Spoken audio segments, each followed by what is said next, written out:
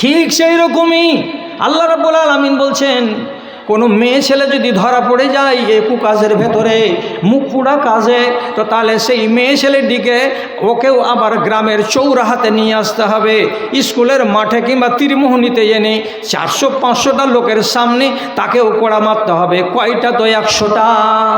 কেউ যদি বলে এই মেয়ে ছেলেটি হলো কমজোর আর এটা হলো বেটি ছেলে, একটু কম মারো মৌলভী সাহেব, আর এই বেটা ছেলেটা বড় মজবুত মোটা হয়ে আছে, ওকে 100টাই কোড়া মারো মাওলানা সাহেব, এটা কোনো দিন বলা যাবে না। আল্লাহর কানুনে, আল্লাহর আইনে একটা নারী যতখানি প্রাপ্য পাবে অতখানি একটা বেটা ছেলেও প্রাপ্য পাবে। যদি ব্যভিচারে ধরা পড়ে যায় তো মেয়ে ছেলেকে মারা যাবে 100 কোড়া, আর পুরুষ লোককেও মারা যাবে 100 কোড়া।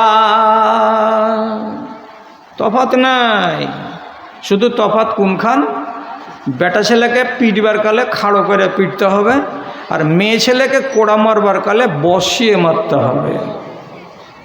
বুঝা গেল?